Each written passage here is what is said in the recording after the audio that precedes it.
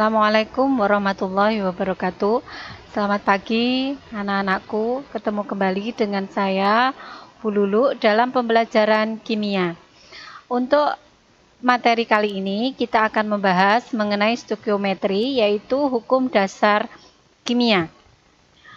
Adapun kompetisi dasarnya adalah membuktikan dan mengkomunikasikan berlakunya hukum-hukum dasar kimia melalui percobaan serta menerapkan konsep mol dalam menyelesaikan perhitungan kimia.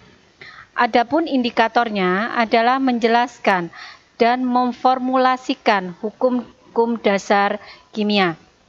Tujuan pembelajaran yang pertama adalah mendeskripsikan hukum dasar kimia, memberikan contoh penerapan hukum dasar kimia.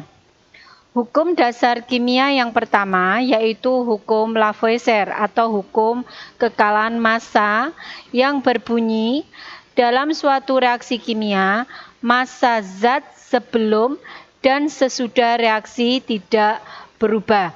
Contohnya, dalam tabung tertutup ditimbang 32 gram belerang dan 63,5 gram tembaga. Setelah dicampur lalu dipanaskan dalam tabung tertutup dan reaksi berjalan sempurna, maka akan terjadi zat baru yaitu tembaga 2 sulfida sebanyak 95,5 gram. Gunakan data tersebut untuk menguji berlakunya hukum Lavoisier. Kita jawab ya, kita cari dulu persamaan reaksinya. Tembaga itu memiliki rumus kimianya adalah Cu.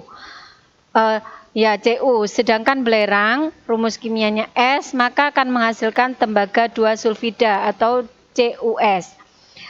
Massa sebelum reaksi untuk belerang adalah 32 gram, tembaga adalah 63,5 gram. Sedangkan massa sesudah reaksi adalah 95,5 gram. Jadi, massa total sebelum reaksi adalah 32 ditambah 63,5 gram akan menghasilkan 95,5 gram.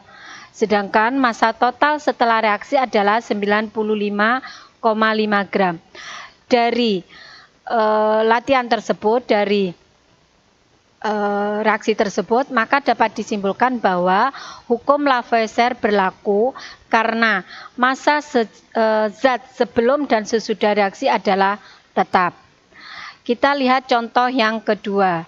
Pada pembakaran 12 gram magnesium dengan 10 gram oksigen akan dihasilkan 20 gram magnesium oksida dan sisanya adalah gas oksigen 2 gram.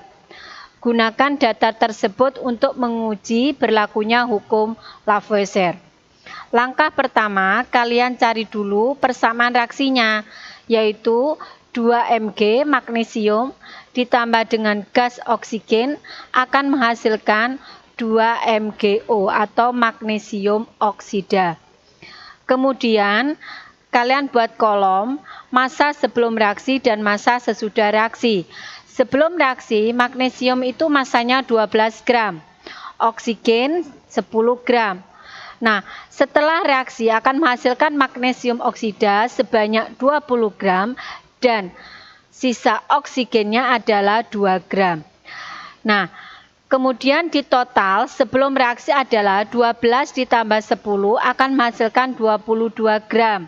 Sedangkan massa sesudah reaksi adalah 20 tambah 2 gram akan menghasilkan 22 gram. Jadi dapat disimpulkan bahwa hukum Lavoisier itu berlaku karena massa zat sebelum dan sesudah reaksi adalah tetap. Hukum yang kedua adalah hukum Proust atau hukum perbandingan tetap, di mana hukum Proust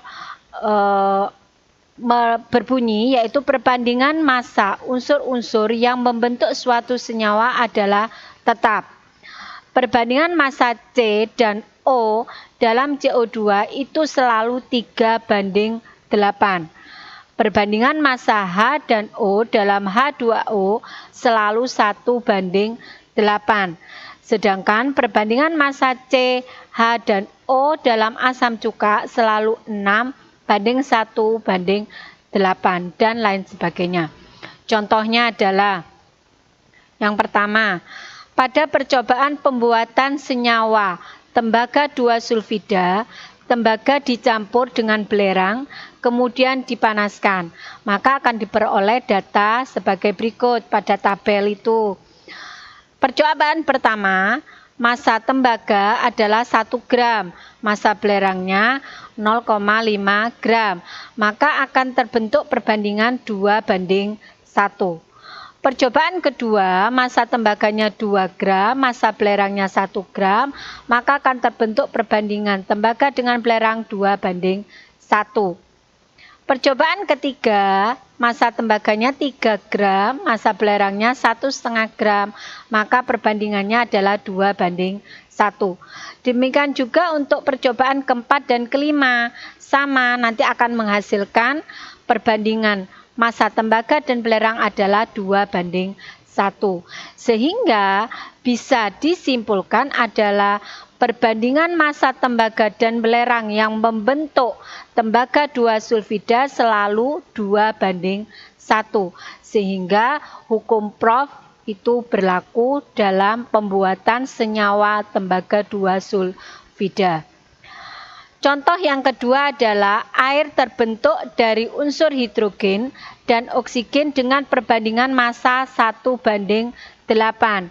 Apabila tersedia 4 gram hidrogen, berapa gram oksigen yang diperlukan agar seluruh hidrogen habis bereaksi membentuk air? Nah, caranya adalah kalian tulis dulu perbandingan antara hidrogen dengan oksigen, yaitu 1:8. Kemudian kalian lihat dulu massa hidrogennya berapa, yaitu 4 gram. Berarti massa oksigennya adalah 8/1 dikalikan dengan massa hidrogen sama dengan 32 gram. Jadi massa oksigennya itu adalah perbandingan massa oksigen per perbandingan massa hidrogen dikalikan dengan massa hidrogen. Nanti ketemunya 32 gram. Yang ketiga, contoh yang ketiga, belerang sebanyak 3,2 gram tepat bereaksi dengan sejumlah gas oksigen membentuk 8 gram senyawa belerang trioksida. Tentukan perbandingan massa belerang dan oksigen yang terdapat dalam belerang trioksida tersebut. Caranya, kamu tulis dulu massa belerang. Massa belerangnya berapa? 3,2 gram. Kemudian massa belerang trioksida yang terbentuk adalah 8 gram. Maka yang ditanya adalah massa oksigennya berapa? Berarti 8 dikurangi 3,2 gram, nanti ketemunya 4,8 gram. Jadi perbandingan antara massa belerang dengan oksigen adalah 3,2 dibanding 4,8 menghasilkan 2:3. Hukum dasar yang ketiga yaitu hukum Dalton atau hukum perbandingan berganda yang berbunyi apabila dua macam unsur membentuk lebih dari satu jenis senyawa, maka perbandingan massa unsur yang mengikat sejumlah yang sama unsur yang lain merupakan bilangan bulat dan sederhana. Misalkan unsur N dan O dapat membentuk senyawa NO, N2O3, NO2, N2O5, maka perbandingan unsur O yang diikat sejumlah sama unsur N adalah 2:3:4:5. Berarti angkanya itu harus bulat dan sederhana. Contohnya, unsur nitrogen dan oksigen dapat membentuk dua macam senyawa dengan data sebagai berikut. Senyawa pertama, massa nitrogennya adalah 28 gram, massa oksigennya 32 gram. Senyawa yang kedua, massa nitrogennya 28 gram, massa oksigennya 64 gram.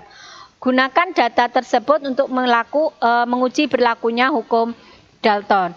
Maka caranya kalian tulis dulu perbandingan massa nitrogen dan oksigen. Untuk senyawa yang pertama adalah 28 dibanding 32, berarti 7 banding 8. Senyawa yang kedua adalah 28 banding 64, berarti 7 banding 16. Jadi perbandingan massa oksigen yang mengikat sejumlah unsur nitrogen yang sama adalah 8 banding 16, berarti 1 banding 2. Nah, berarti bisa disimpulkan bahwa perbandingan massa oksigen antara senyawa 1 dan senyawa 2 merupakan bilangan bulat dan sederhana, sehingga memenuhi hukum Dalton.